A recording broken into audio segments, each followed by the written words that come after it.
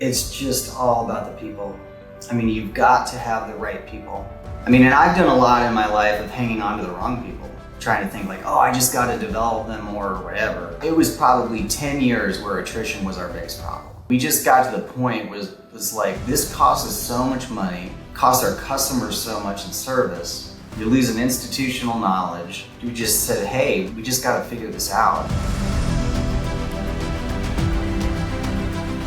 Hey guys, Damian Stevens, host of MSP Mindset. Today I continue my mission to interview 100 of the fastest growing and most interesting MSPs on the planet. Today I got the pleasure of interviewing Luke Downing, and I have a question. What if you lost half of your support team in 1 year? What if that was a common thing? What would you do? So Luke faced that issue and realized, I can't just say I want a world-class team. I really need to invest in my team like no other if I want to build a team like no other. If you want to learn how he turned 50% attrition into one of the best places to work in Virginia and turn that into one of the most profitable MSPs on the top 500 list and in Taylor Business Group, then don't miss out on our conversation today. When it came time to start a business, he had worked in IT in high school at the computer lab at his school, and I primarily knew it from video games. And then, when we went to college, he got a degree in management information systems, which is what it was called then. And my degree's in finance and accounting. So when we went to start this business, our real goal was to help people solve business challenges, because that's what we really were doing with the technology at our old job. We just kind of helped build this business from the ground up using technology and process and all this kind of stuff. And so, we started a business. I mean, we had just graduated college. So this is May of 2002. So I was 23 and Matt was 22. And we had gotten a fairly good education about business to some degree working in our other job, but, we didn't know anything really. And, so I think what was really interesting the first 3, 4, 5 years is I remember sitting down and thinking, hey, I didn't know I needed a degree in psychology to run a business. So I think, it sort of came to me very early that this business is all about people. We're a service business, and that service comes from people, and that service goes to people. And so that's probably, and the challenges come from the people, right? Generally speaking. I mean, we all have technology challenges, but we have a hell of a lot less of them than we did in 2002. I mean, in 2002, nothing worked. That's right. I mean, the problems that we're solving today, we don't have capacitors blown out on motherboards. That's just not a thing. We don't really have power supplies dying in PCs hardly anymore. The software is infinitely better. So it's, a lot of the challenges are really around service and people and attrition and retention. And so I think early on, that was a struggle for us, because I think you start a business and you're like, well, I don't know why people aren't just doing the thing. Yeah. And so then you get into leadership, which is much more difficult than technology ever will be. And it's a people thing. To come back to the question. What would happen to your MSP if you couldn't restore your client's data? How long would it take to regain your team and the community's trust? If these thoughts have kept you up at night, you're in good company. The good news is there's a proven way to make sure this never happens to your MSP. Imagine knowing without a doubt that your backups are tested and ready to restore every single time. No stress, no scrambling, no lost customers. That is what Servosity delivers. We don't just provide backups, we proactively test them for you. Every backup, every volume, every day. No more crossing your fingers and hoping, just peace of mind 24/7. If you want to learn more, book a session with one of my backup engineers who will walk you through our entire process and afterwards give it to you for free. No commitment necessary, but book a time while the slot is available. So, can you give me an example of some of the early days of why aren't people doing what I just expect them to do? Because I can very much relate to that. Yeah, I mean, simple things, like in our second office, we had 5 employees or we got to like 7 employees, and we had one guy and we had 2 customer spots, and he always wanted to park in the customer spot. and it's just like, you can't park there. It's just very simple things. I mean, I remember, I had a pretty tough time with, bookkeepers. That was a struggle for a long time, and just screwing things up so badly that it would take me months to go back and, what I think is kind of simple stuff. Not showing up to work, being late, just what I would consider to be sort of hygiene factors. I think you just start to realize that that was it was a real awakening. I mean, I experienced it in my other job, but it was just like, I think when it becomes your thing, and that's one of the challenges when it's your business, you take things a little more personally sometimes, which you shouldn't, but you do. We were working crazy hours too. I mean, we were working 70 hours a week. And then when you get back and you're like, why are these people not doing this thing? And, and we had great people. So it's not, I don't want to say that they weren't great people, but I think it was just sort of that adjustment to, okay, like if we're, and most MSPs have been there, when Matt and I started, it was him and I, and then you have an employee, then you have more than one employee, and then you need a supervisor. Mm-hmm. And that's a huge hump trying to get over that first little bit of leadership. Mm. And, that's the hardest part. There's no doubt about it. And so just learning how to be a leader and how to work with people. Not everybody is you. I think one of the hardest things for me is that's taken me a long time to realize is that, we're the weird ones. Yeah, absolutely.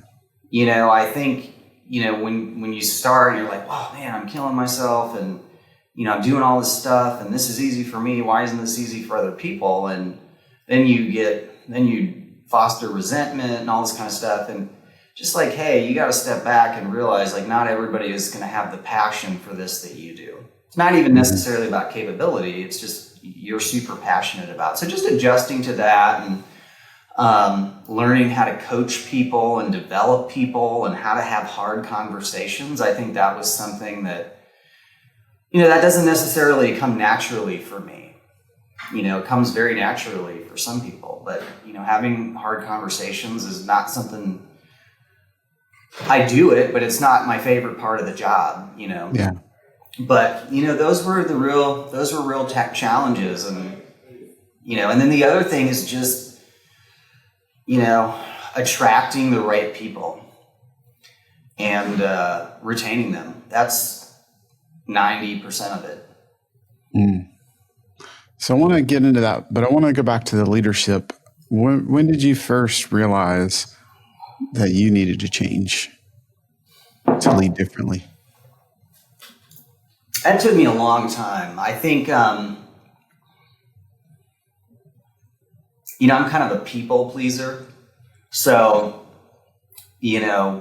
having those tough conversations were very difficult for me. Mm-hmm.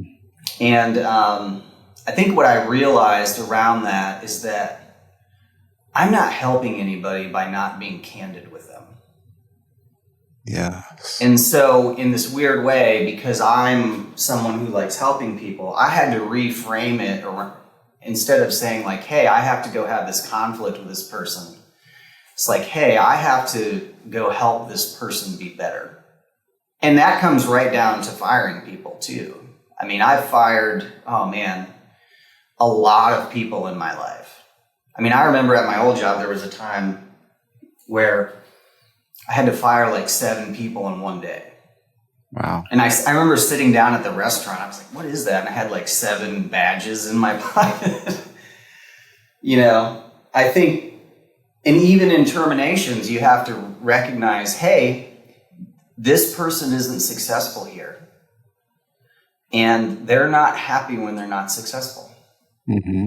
And so, it's kind of getting the right person in the right seat in the bus. It's like, hey, I have to have this tough conversation, but I know now, like deep in my heart, like, hey, this person can be much happier somewhere else. Mm.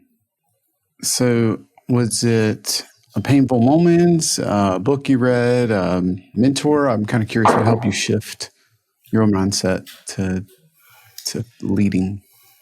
Well, Matt's dad is an HR consultant, and he's the one that really told me around this whole termination thing. Like, hey, look, you're actually helping these people. It doesn't seem like that. So around terminations, like he really changed my attitude around that. And I think, it was probably about 10 years ago. I don't think it was any particular book or anything. I just think I'd had enough experiences with having people behave poorly or underperform. You just get tired of it. I mean, I don't think there's a moment. I think you just, at least for me in that, I think you just say, hey, one of my buddies, Keith at Advantage IT in Maryland, he told me this one time, which was pretty funny. He was like, they're stealing my life. There are people in your life. This isn't just work, it's personal too, but it's just, sometimes there are people who you shouldn't be around. And so I think, and those can be tough choices sometimes, and I don't want to make it sound like this has been all our people all the time, because I think the vast majority of the people that we've had here have been great. I think those are just some of the challenges we've had to overcome, because you can have a couple of, bad apple really does spoil the bunch. You can have one person that's taken a whole team down, or not aligned, or they don't share values or whatever, so those are tough choices. And that just comes back to, just to make it positive, is, what we've really invested a lot of time, particularly like the pandemic was probably a moment for us in terms of looking at our overall team. We went through 50% attrition during the pandemic.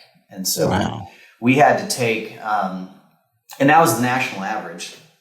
I like to think we're better than average, but we weren't in that scenario. So, we had to take a long, hard look at with people, it's, you got to find them first. Mm-hmm. I mean, that's one of the biggest challenges. And then you got to work on retention. We had to take a long look at our benefits during the pandemic. We had to take a long look at pay. We took a long look at staffing strategy. So I think, we pay probably above market now. In fact, I know we do. And I think our benefits are better than most large companies I know. And so, there was a lot of things that we had to really take a look at and invest in. We also, another thing we did during the pandemic was we went to an N+1 model in support. Our customers basically judge us on, was the support ticket resolved quickly?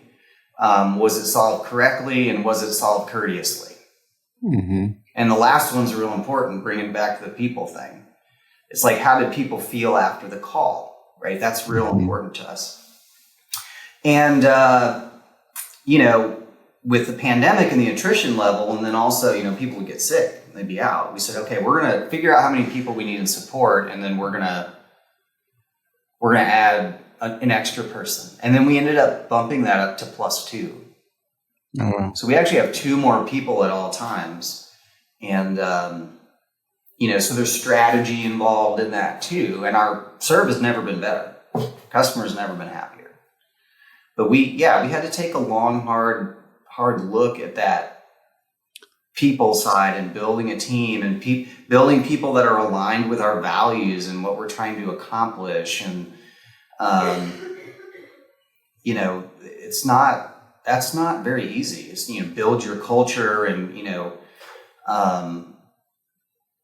and have folks that are motivated to be here and all that. So how did you manage a simpler one? How did you manage to have better benefits than a bigger company? So is there a trick or tool of the trade there that you figured out? Or yeah, so we invest quite a bit in HR for 25, 26 employees. We have a full-time HR manager that, my business partner developed from sort of a coordinator all the way up to manager. And, we have some real, basic tactics that take work, but they can be implemented, right? We do, for probably 10, 12 years, we've done an annual climate survey. So we do a big survey. I think we do it in August now with like 100 questions. And we tell our people to be as candid as possible about what they like and what they don't like. And then we review that every year and we take it real seriously. And then we develop action items from it. Hey, what are people happy about? What are they not? And that's key. We ask about leadership. We ask about comfortability in the office. We ask about pay, this whole thing, right? And then we develop action items around that we then roll into our annual strategic plan. Another thing that was really hurting us during the pandemic was we're an office culture. We don't work from home. So a lot of people, and then the other thing that was going on in the pandemic was you had these big companies that were like throwing stupid money at people. Mm-hmm. So you could go work remotely and make 20% more. Now, of course, those people have largely been laid off now. Okay. Mm-hmm. Or at least it seems that way. So, but, that was a real challenge. So we had to look at pay and we had to find people that wanted to be in an office culture. We're problem solvers. And, I'm not saying our way is the right way, so don't take this wrong. But for us, the wrong way, but for us, what we found is proximity is important. And mm-hmm. So we took a long look at that and we just decided we're going to stick with an office culture. But what we ended up doing was we give everybody every other Friday off, paid. So we basically work like a 972 shift. So people get a 3-day weekend every other week. And on top of that, we have really what I think is pretty solid PTO on top of that. So people are getting, 26 days a year paid off and then PTO on top of that. We increased health reimbursements or, our contribution to the health up to 70%. And the biggest thing, honestly, is like staffing. The biggest thing that was hurting people in our business for a while, particularly during the pandemic, was being short-staffed. Mm-hmm. And, that is more stressful than anything. Right. And so, that's a lot of where this N+1, N+2 stuff came in support was people were just getting super burned out. Mm-hmm. And then that causes more attrition. Like attrition causes attrition. Mm-hmm. So, probably the biggest thing, I think we call it free Fridays, right? Having every other Friday off, and then for the people who are here, it's focus Friday because half the people are gone. So you can really focus on getting stuff done, which is, projects or whatever you're doing. But I think probably the biggest thing is just, getting the attrition under control because people were just getting burned out. A lot of MSPs just starve the beast anyway, and they don't have enough people. So it's like a constant state. But we're just like, it's not worth it. So, job enrichment is really about enjoying your job. Like people quit their job or their boss. So I think that, when you have twice as much work all the time, that's not fulfilling. Yeah. So that was a big part of our change internally, was just committing to a staffing strategy and paying enough and having the right benefits to attract the people that want to stay here. I mean, for years and years and years, we couldn't get projects done. Like for example, we just switched our PSA and accounting software out this year. There's no way I could have accomplished that with all the attrition. I mean, we also swapped out all of our security tools. I mean, we've done all our backup software. We've done all this stuff, and you can't move the business forward when you're constantly bailing water because of attrition. And I mean, we spent like a decade doing that. So I think you just, that was a big part of our change culturally here. So a lot of people say it, but it's another to do, because what was N+1, or I guess now is N+2, right? You have 2 more FTEs than you need by maybe normal standards. Sounds like you invested pretty heavily pretty early on, have an HR manager, a lot of paid time off, other benefits. What was it that convinced you that you had to do this, and this would result in that change, and that you could do this? Pain. I mean, pain is the great motivator, right? I mean, I wish I was the kind of person that did things the easy way. But I mean, now to be fair, I mean, we're a very profitable company. So, we didn't necessarily through these changes have to sacrifice profitability. I mean, now we run a fairly lean service department relative to most of our peers. And I mean, I'm peers with some of the best MSPs in the industry in my peer group. I mean, those guys make crazy money and they're successful. But in terms of our service cost margin and relative to revenue, like we're pretty efficient with it. So there are some efficiencies we're gaining elsewhere, right? But our NOI is great. So we didn't even necessarily have to sacrifice a bunch of NOI, although I probably would.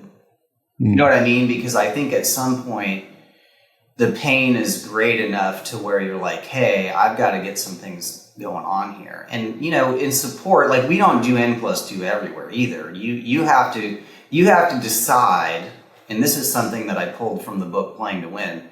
You have to decide what are the sort of 1 or 2 functional areas that I'm going to overinvest in. And typically those are going to be around your core competency. You can't overinvest in everything, right? But by you definition. have to, or sorry, go ahead. No, by definition, you can't overinvest in everything. Yeah. You'd be losing money every month. Yeah. So, so I think, but then again, right, I think it just depends too, right? Like, cause there's different mindsets about it, since we're talking about mindset.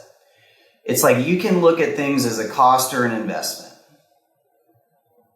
So when we were talking about giving people, because when we first started talking about this Free Fridays thing, we said, well, what if we did, 4 10s, okay? The problem with that is, if you got kids, like I have a 7-year-old, I can't work 7 to 6 because I got to drop him off and pick him up. Yeah. I mean, I could work before and after that, but I just really strongly felt that was going to lead to burnout. I think you're just so wiped out then that your 3-day weekend's tough. So we just said, hey, okay, well, what if we just did every other Friday off paid and figure out an A/B schedule for Friday? And it's like, hey, I can look at how much that costs me, and it does cost money. But I can also look at is an investment. Hey, we've invested here to improve people's quality of life and reduce retention. Nothing is more expensive than attrition. Mm-hmm. There is nothing more expensive than that. And so I can sit here and I can go to our payroll reports and say, hey, here's how much money this program has cost me. Or I can say, I haven't lost this person in support for 2 years. Mm-hmm. We haven't had attrition in that department in 2 years. And that was our highest source of attrition.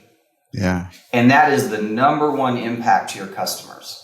Is losing people in support, you lose institutional knowledge, you lose coverage, your resolution times go up.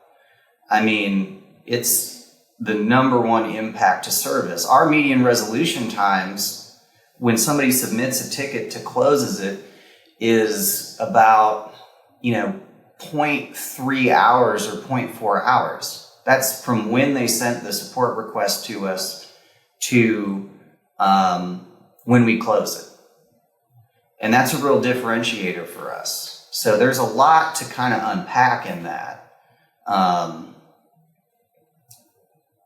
But our customers love it. Yes, I mean, just to reframe that, it sounds like the investment in 26 days off and all the other benefits has been worth it to basically, almost entirely solve, or perhaps entirely solve, the attrition issue. Yeah, I mean, things are about ROI. I mean, it's the same thing that we talk about with our customers, right? Like, I mean, we're kind of a premier provider. So, but most of the time, we're competing against cost leaders. Mm-hmm. So, somebody's coming in and saying, hey, I'm going to charge you $80 a user to do all of this stuff. And then we're coming in and our price is different because we have more value. And so what I'm telling people is, hey, I get it, but what you're missing is all those hidden costs. Mm-hmm. All of the wasted time you're going to deal with bad IT is going to cost you significantly more money. Now, a buyer has to have a certain mindset for that. Mm-hmm. If you're a cost-focused person, that argument isn't going to land. Mm-hmm. If you're more of a sort of entrepreneur type person, it is going to land. And so, that's where you gotta target the right people. But yeah, everything's about return on investment, for sure. But yeah, those investments have been well worth it for us. And, we're going to make some more investments in leadership for that same reason. We've done very well. We're very fortunate. And, a part of this business too is, money isn't everything. Right. So what led you to the N+1 and eventually the N+2, right? Having 2 extra folks, because again, there's the cost. So there must have been a pain or a challenge.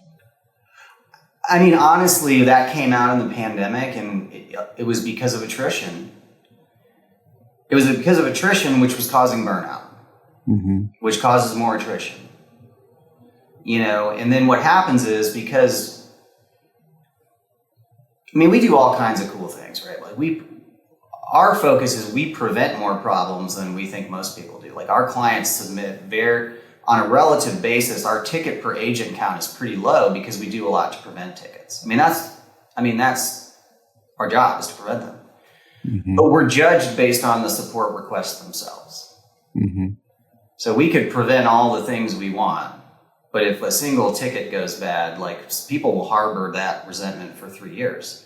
Mm-hmm. So that's how we're judged. And so when you lose people and your resolution times spike, your QA scores go down. You can just see it right in the scorecards every week. We would just see, if we had a month where resolution times went up, QA went down. It's perfectly negatively correlated. Mm-hmm. So, and then, I started this business to help people, and you're watching your team just be miserable. We don't want to just help customers. We want to help our team. And, and then it's a lot of stress. And so we just said, hey, this isn't worth it. Yeah, that makes a ton of sense. How did you figure out how to differentiate and understand your values and attract the right people? Are you talking about customers or staff? Yeah, the right team. I think we're just really good at interviewing people. There are some people that slip through. I made a terrible hire last year. I just was like, what was I thinking? But we have a very strong HR process for hiring. It's kind of like measure twice, cut once. We really have, we're not Google, but people tell us pretty regularly when they're done with the process, they're like, wow. So I think, asking the right questions. We like hard workers. I always ask people in my interviews, like, hey, what was the first job you ever had? And when people tell me they had a job in high school, I really like that. Mm-hmm. But we have our values on the walls. We work those pretty hard. I think, and that doesn't mean to say we're trying to develop a homogenous organization, because I really value diversity in people and thought. I think that's healthy. But there's just some things that we feel really strongly about. We feel really strongly about customer service. We feel really strongly about how we treat each other internally. We feel strongly about working hard. So we feel strongly about integrity. And so we just have to, make decisions around that, around your values. Would you say the biggest change when you had all the attrition, maybe you were not always hiring the right people, and now you've got this rigorous process? Is it the process filtering out the wrong people? Is it values or something else attracting the right people? How would you characterize? So one of the things that sort of moving to N+2 allowed us to do was, when you're super short-staffed in support, it's very difficult to take on somebody who doesn't have the professional skills out of the gate and can hit the ground running. Mm-hmm. Your team's overwhelmed and you need immediate help. So that makes hiring a bit more difficult, because you're saying, oh, I have to find somebody with personal skills, but also somebody that has professional skills that can hit the ground running. So when we got to this N+2 mode, it was much easier for us to hire somebody who says, hey, this person has the right values, they have the right personal skills, but they don't quite have the professional skills that we want. They have some, but they're not there. It mm-hmm. gives you more time to take a risk on somebody, because you have more, because your team's not completely overwhelmed with work. They have more time to help develop that person. When you got twice the amount of work, you don't have time to give to somebody who doesn't have all those professional skills. So one thing that we did do strategically is, at least in that department, we were able to say, hey, we're going to take an aptitude person that's hungry, humble, and smart. That we're going to now we have the bandwidth and capacity to take on that kind of person. And that's been wildly successful for us. I love the strategy behind what seems really simple, which is if you don't wait till you're already past the point of needing somebody, which is, I think, the default. Like, it hurts really bad, so I need to hire. And by being, I don't know if you want to call it overstaffed, but by having more staff than is the absolute minimum, you can be patient with the right aptitude and 100%. Let them develop the skill. I imagine that opens up your hiring pool a little more. And you're not always competing for the same folks that have the exact hard skills. It does. And we don't necessarily do that in every position, but it's allowed us to, and in every department, but it's allowed us to be more flexible and get the right people. which is great because then you're giving them an opportunity too. But yeah, I mean, and I'm just, it was probably 10 years where attrition was our biggest problem. Wow. And so there, we just got to the point was like, this costs us so much money, costs our customers so much in service. You lose an institutional knowledge that you just said, hey, we just got to figure this out. And I won't say no amount of money, but it's like the attrition costs so much that you have to solve it, and you have to look at those things as an investment. Does that change your ability to attract candidates because you have this track record and time off and benefits? Are you now finding it much easier to recruit talent? 100%. Yeah, I mean, and that was a big part of it. Was, hey, we're a differentiator as a company. We're not a cost leader. So how do we differentiate ourselves in terms of hiring? Now, the weird balance is we don't want to hire people that want to work here because they get every other Friday off. Mm-hmm. Right? Yeah. That's not a person we want. We still want somebody that's going to come in here and work really hard and work smart, but then enjoy and have time off. Yeah. Yeah. Have you figured out how to filter for the difference between those people? It's a lot of it's conversation. I mean, we've just refined our, we review resumes, then we do a phone screen, then we do an in-person interview, we do assessments, and then we do a second. And some of it, man, some of it is process and some of it is intuition. And we've been doing this so long. I mean, we've interviewed thousands of people over the years. So,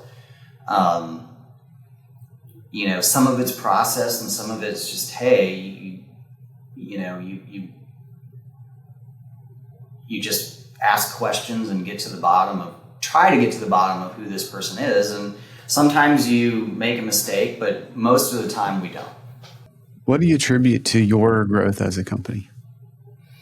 You guys have grown much faster than others. I mean, we were growing at 20% for a long, long time. And, I think a lot of it just comes down to hard work. I mean, we're not the smartest people. I think... well, you say that, Luke, but there's a lot of us that work really hard and don't get anywhere. I think you have to work hard and then course correct. I mean, it's a lot of learning, and just... I think you have to get I don't know who said this originally. It's not mine, but you got to get comfortable being uncomfortable. Mm-hmm. And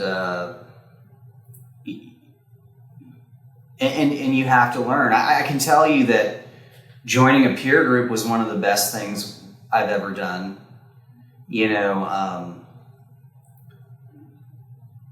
There's a book called The Breakthrough Company that talks about that a lot, and he calls it scaffolding.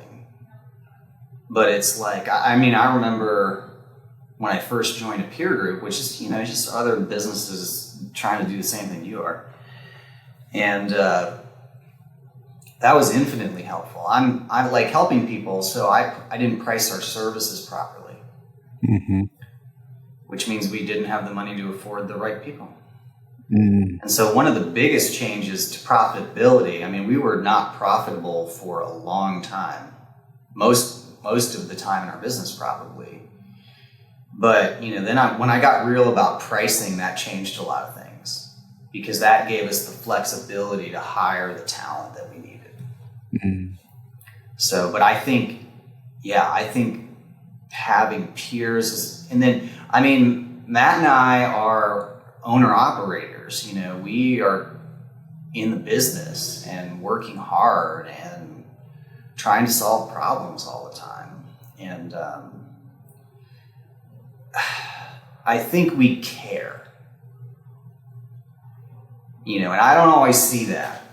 We really care deeply about our service to our customers and our people. And in this world, I think that's a differentiator. I mean, it shouldn't be, but like, you know, I got a cup of coffee one time and they put the coffee, you know, on the counter and I didn't know if it was mine or not. So I was like, hey, is that mine? And she goes,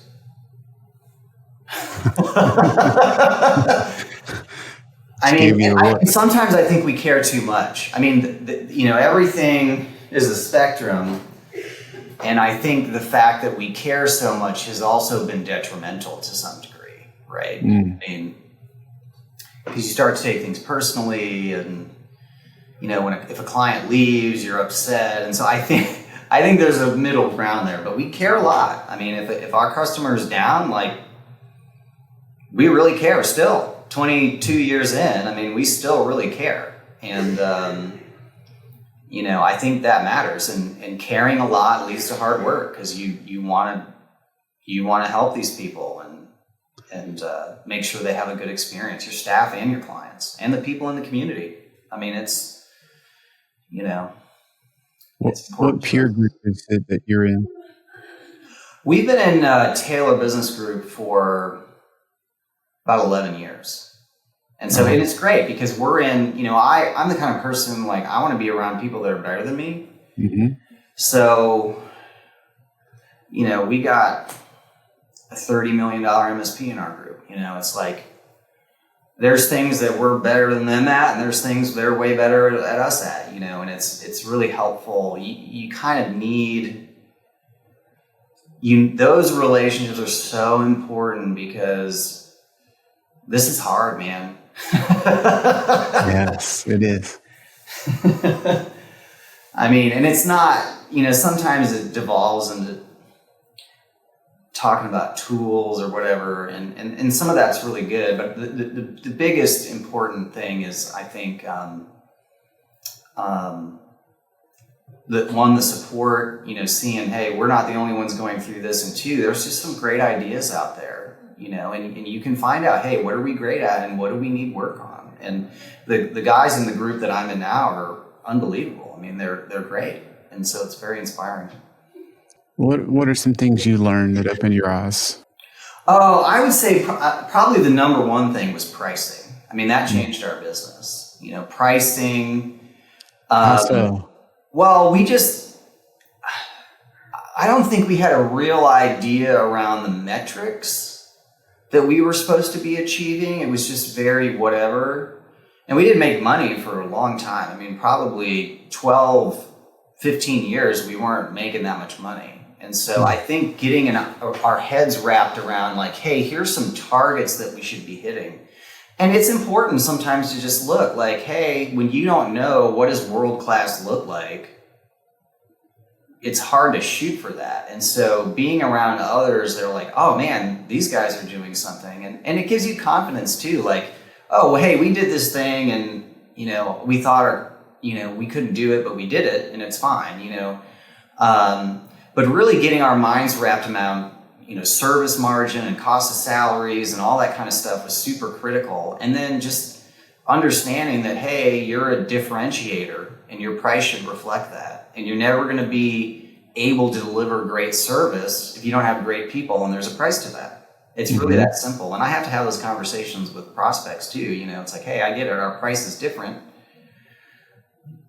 but you're going to get more ROI. You know, so I think pricing was a huge thing. I mean, we have probably one of the best gross profit per client calculators that I've seen. And all of that came from getting real in our peer group.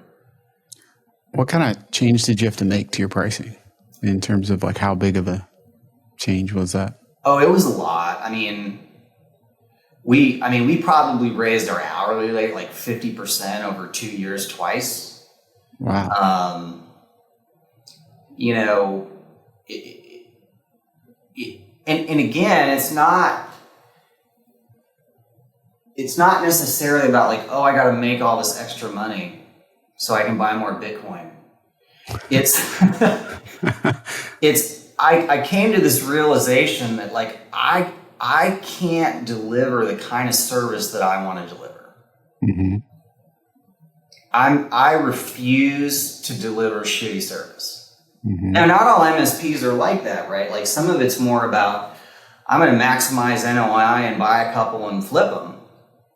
So not everybody's goal is having world-class customer service. So I think it just depends, and I'm not judging that, by the way. I think that's a fine approach.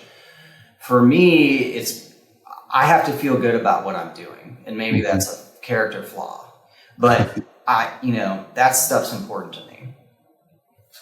Well, I think even so many MSPs that I meet, they say, most of them say, our people are the difference. Yeah. They're better. But some of the same MSPs are chasing the price to the bottom. And, I think it takes some pain to realize I can't invest in the pay and the benefits and the number of people that I need to deliver that world-class service if I'm really going to be world-class and charge pennies. Yeah, I mean, and that was tough for me because we had to, so when we first started, I mean, we would wash your car for money. I mean, we were doing everything. Yeah. I remember fixing the guy's cable box, because we were in a neighborhood. And, and so we were doing retail work. And so I think it was like 2009. So we did retail work for like 7 years. And then we had to stop that. And that was hard because I liked all those people. And then we also, in 2007, went to managed services. So we bought Kaseya in 2007, which was like a fortune for us at the time. And then, so we still had some hourly customers. And then a couple of years later, I think also in 2009, we were like, cool, we're only working with you if you have some kind of MSP situation. And we had these like super tiny plans that cost almost next to nothing. Mm-hmm. And then after a while, then probably 5, 6, 7 years later, like we got rid of all that too. Because it was like, those were so like... You got rid of what? We had these sort of like optional plans where it was like kind of centralized services, but it didn't include unlimited support and it didn't include all the tool stack. And it was this kind of hybrid stuff. And, I just got to this point where it just like, I don't think, it wasn't the kind of service I wanted to deliver. And so we just said, hey, we're not going to offer these plans anymore. We feel like our values are such that to run a well-done network, this is the new minimum. And that was hard because there was a lot of people there that I really liked that we had to let go of. And so you really have to determine, are you going to be a differentiator or a cost leader? And that I took from, I think Drucker talks about that in his book. But also, Playing to Win talks about that concept is you have to know what are you trying to do? What space are you trying to operate in? And if I lose a deal to a client who doesn't value IT or value service to a cost leader, then I don't take it personally. Mm-hmm. You shouldn't take it personally anyway, but like I'm much more interested in learning like, hey, this person was willing to invest and we didn't get it. And we have a lot of success getting those, but you have to understand what market you're playing in. Yeah. So, so many helpful things there. It feels like your desire to help people initially drove you to say yes to almost everything. And then later that drove you to realize I've got to invest in my team to deliver that service. And then maybe once you started investing in that team, you realized I've got to charge a heck of a lot more, even if that makes me uncomfortable. Yes. Even if I want to please those people. And I think as a people pleaser, that can be tough because you want to please your team, you want to please your clients. And but if you don't invest in that team like you did to deliver all the things that cost real money, then you won't deliver that service that everybody thinks they deliver. Or would like to think they deliver, and you have to go through the pain of saying no to some customers. Yeah. And for any of you that they've done that, increased prices significantly, sometimes you get some colorful responses.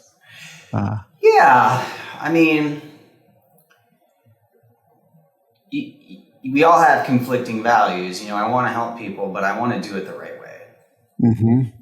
And so you just have to realize, like, hey, if I'm not charging enough, I'm not helping anyone. Mm-hmm. In the last 3 years, we've been more profitable than we've ever been. And What do you attribute that to? And our prices are not cost leader prices. Mm-hmm. I think, one thing that John Christopherson at Taylor Business Group, he's not there anymore, but like one thing that he said that really stuck with me is profit is a reflection of how good your customers think you're doing. Mm. And so, those were some shifts for me. Hey, I got to realize, like, cutting people deals and discounts and all this isn't the way to help people. Yeah. It's not you, and that just means some people aren't going to be your clients. Mm-hmm. And that's not a judgment. Some people want cost leader IT service, and that's okay. I'm not judging them for that. That's just not what I want to do. Yeah. It's funny because when I think about some of the premium brands, they don't discount things. Their product is quite expensive relative to others. Yeah. And perhaps they want to help people, but it is what it is. You know what I mean? Like, the price is what the price is. And if they kept discounting, they probably wouldn't be able to deliver the premium quality and differentiator. Yeah. And if you want to be a cost leader, then be a cost leader. I think for us, that's not the road I wanted to go down. Mm-hmm. Because that conflicts with my values. Yeah. So, what's the biggest challenge you see now in your business and the next kind of level that you need to face? You talked about installing leadership and team and all these levels. I think really developing our leadership team, I think, is the biggest thing that we have to focus on. And also just focusing on, the management above that, and making sure, we're very different, and making sure that we're, communicate well and, work well with each other, and the leadership team works well, and that we all develop each other. Because I think what it really comes down to is effective leadership. And I think that we're still learning that. Like, how can we be the most effective leaders that we can? The fish rots from the head, right? Mm-hmm. So I think that developing a leadership team and making sure your management team right is like the number one focus for us right now. And that's not to say we're not good. We are, but we're just, to get to the next level, we really have to make sure our leadership is strong. It's somebody that seems like they think, you think strategically, you think with the end in mind. What does success look like for you? That's a great question. I met Senator Warner years ago. This was like 2006, and he was talking about Afghanistan. Senator Warner from Virginia, and he was talking about success. And after I was talking to him, I was like, "What does success look like?" And he said, "That's a great question." Work on your political skills there. I think it's changing for me. I think for the last 10 years, it's been about being world-class and trying to identify what world-class looks like in all these metrics. And there are metrics that we have world-class, but that I think we've achieved world-class stuff. I think, but I'm kind of at this point less focused on that. I think for me, I'm more focused on trying to enjoy my time here more. I think that achievement is great, and we have achieved an awful lot, but I think that sometimes you sort of like get to this point of achieving over like doing other things that you want to, or investing in your relationships and that kind of stuff. So I think for me, we've gotten to this point where we have had a lot of success, and the last 4 years have been very difficult. We went through a pandemic, which was very difficult. We had staffing issues. We swapped out pretty much all the software in our company. We've done some big projects in the last 4 years. And so now I think I'm more focused less on achieving world-class objectives and trying to balance that more with, just not trying to kill ourselves all the time. Because, that's kind of our mindset is we work hard, we're killers. And I think I'm trying to balance that more with, just enjoying work and not taking it way too seriously. It's sort of counterintuitive, but sometimes when you take it too seriously, it becomes counterproductive. And so I'm trying to balance my life out a little bit more. How much of that is being influenced by being a father? I think that's certainly a big part of it. Before my son Max was born, I worked every Saturday for 15 years. Mm-hmm. Every Saturday for 15 years. And so, that certainly has changed things a lot for me. And I think, I'm also, 45 now. I think there just becomes a point where you're just like, okay, like I've been killing it since high school, Yeah. I worked full time. I worked in high school. I worked full time in college. I had a full-time job and a full-time course load, and then left that to start a business.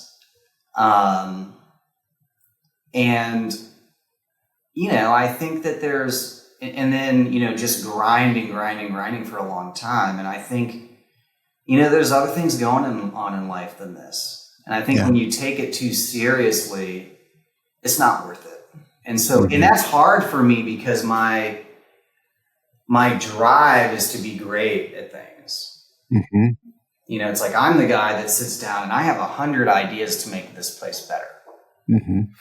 So that's a challenge that I'm personally working through at the moment, is how do I come in here and not try to kill it every second? Yeah. And that's it's not about this place, it's about me. So that's a journey that I'm going through right now, is how do accomplishment is a big part of life, but so are doing fun things and, developing positive relationships with your friends and it's like, and I think there's a lot of us in this game that are just sacrifice a lot of those other things for accomplishment. And I think that that's something that I'm working through at the moment. Don't have all the answers on it, but that's important. I appreciate that candor. I want to switch gears and ask, what's the biggest lesson learned over all your years of building this business? Oh,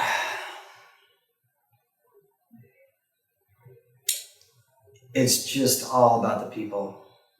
You've got to have the right people. And I've done a lot in my life of hanging on to the wrong people, trying to think like, oh, I just got to develop them more or whatever. But you got to get the right people and you got to invest in them. We're in a service business. You got to find the right people and develop them and retain them so that they can serve the people that are your clients. We are in a people business. Clients do not care at all what your security stack is. Right. If you're doing co-managed in mid-market, they do. But the small business, we're a service business. We're a customer service business. Mm-hmm. And, how people feel interacting with you is so important. We talk about tools and, all this other stuff. And at the end of the day, that's important. Those are hygiene factors, right? I just think that at the end of the day, we're a customer service business, and we have to deliver great customer service internally, meaning we have to work together really well, and we have to deliver great customer service to our clients. And then I think tactically outside of that, it's like, am I a cost leader or a differentiator, and how am I going to build my business around that? And because we're a differentiator, it's you got to charge the right amount of money. Yeah. And you have to understand who your market is. I think there's so many people we haven't asked ourselves that question. That can lead to a lot of pain until you figure that answer out. Yeah, it's not always easy to know who you are. Mm-hmm. I mean, personally and professionally. Like, who are we? Yes. That can take a lot of soul searching. Absolutely. I think that's why early on I was like, the core values, we'll do those later. Let's make payroll. Yeah. Yeah. What's one thing, if you could do over, that you would love to change or do over? I probably would have, if I were to do this all over again, out of the gate, I would have had my prices higher, and I would have done gross profitability pricing per contract. Because that allowed us to invest in the people that we wanted. I mean, I gave a presentation on that, I don't know, 5 years ago. And, that was really huge for us, is you have to know how profitable each relationship you have is, and you have to look at that. And you have to, when you look at renewals, hey, where are we at here? You have to look at that every single time. And developing rigor around that allowed us to generate more revenue, which we then turned around and plowed back into hiring the right people. And also using enterprise tools, like getting the right tools. I don't mean to minimize that. That's important. But it allowed us to, the most of it's the people part, but we also hey, we're tired of using some of these cheapo, hey, I checked a box MSP tools. Yeah. We want to go by and we want to get real quality tools. I mean, but really most of it went into the people. And that made me think, I think it's easy to grasp that if you get the expensive enterprise tools, you have to charge more. I think, if you look at all kinds of discussion forums, it's like, oh, well, if I buy this tool, I've got to charge more. But the real investment's the team. Oh, yeah. Tool cost can be a thing because MSPs can get super tool happy. Yeah. And that's another thing we try to be very judicious about. We're not going to buy every single tool. It has to, does this add value? And so, but it's really the people. When we look at our,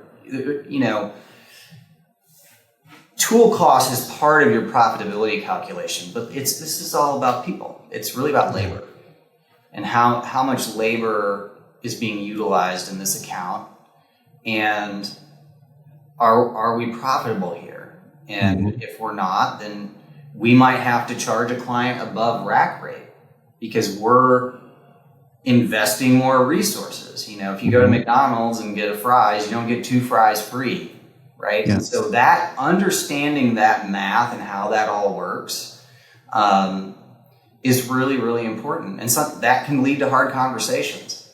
I had a long-term client, I had to raise their price 100%. It wasn't 100, it was 77%. Wow. And we looked at it and said, man, we looked at these ticket trends for a year and there's just no one thing. It's just, you guys use us a lot. And, some organizations are like that. So, and then just having a trusted, sort of a trust building conversation. It's hey, we're not trying to gouge you, but this is where we're at. And I can't deliver great service to you if I don't charge you this amount. Did you lose that client with no. the 77% price increase? No, we didn't. And I had to have these conversations for 3, 4, 5 years.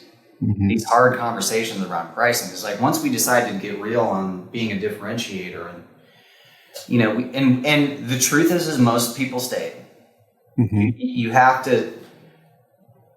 I mean, when you're coming from a place of integrity and honesty, and you're just saying, like, look, man, here's what's going on. We've tried to figure out how to simplify this and make it so there's not so much usage, but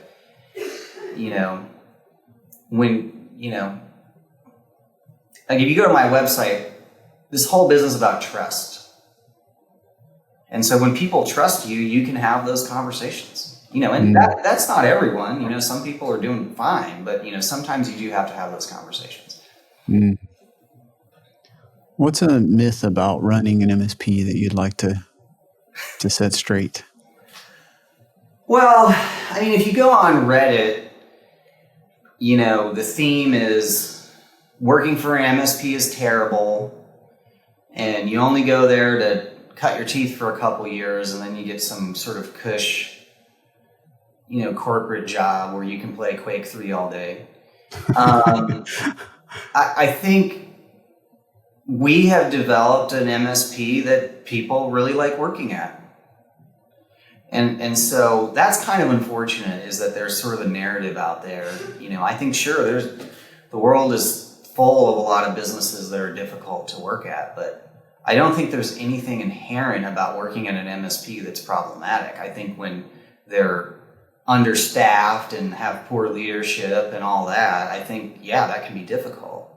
But I don't think there's anything inherent about it. I actually like the variety of working at an MSP and working with all these different networks and customers or whatever. I would find working on one network terribly boring.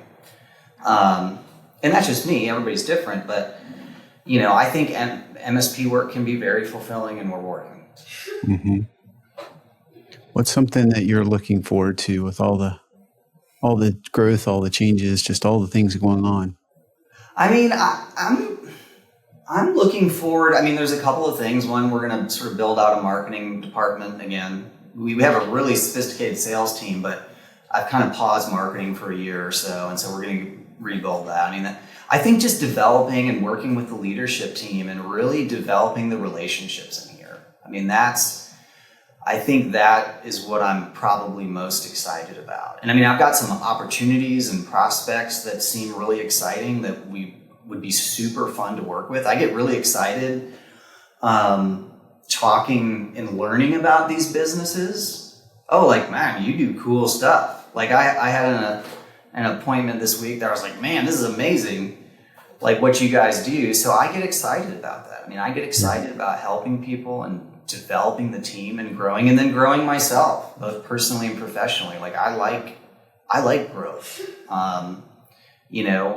excited. We just did some amazing things with our new PSA, and I'm excited about continuing to develop that. I mean, we've functionally automated our entire true-up process, which is pretty cool. And there's a lot of opportunities, I think, to develop those processes to help our clients and help our team internally. So there's a lot of things that I want to work on there. I think those are kind of the main things. I mean, there are some things we want to start exploring with the whole AI thing and AI readiness, which some of my peers who do a better job at getting out in front of that. So kind of developing some things around that. And so there's some exciting things out there to work on. So switching gears, if there was one book you would recommend to read, what would that be? I think the book that probably changed our business the most was Traction. In 2017, we were having a peer group meeting in Grand Cayman, and we all in our group agreed to implement Traction. And, that really, I mean, none of those ideas are new per se, but it really helped us focus on, hey, we got to get serious about these numbers and processes and people and all this. And that really helped us a lot. I don't think Traction is particularly great at helping you decide what you want your business to be or strategy per se, but in terms of a management framework, it really changed our business a lot. And then I think now we've probably taken it too far to the point where we've focused so much on being world class that it's, it's not as fun as it used to be. So I think, there's a balance there, but it kind of goes back to the profitability discussion. You have to know, and that book's pretty straightforward. Do you have the right people? Are you looking at your metrics every week and quarterly and annually? And, do you document that goes back to EMET? Are your processes documented? How do you evaluate your people? I mean, that's really helped us a ton. I mean, there's other books that I love, but that's probably the biggest one. Thank you for that. So for folks listening, how could they find you online, connect with you, etc.? Yeah, sure. So our website is mode5.com. It's MODE numeral 5.com. And certainly can reach out to us there. We have a web form. And if there's any MSPs that want to chat, I mean, I don't have it all figured out certainly, but we've been at it 22 years. So I love chatting with other MSP owners and talking things through with them. So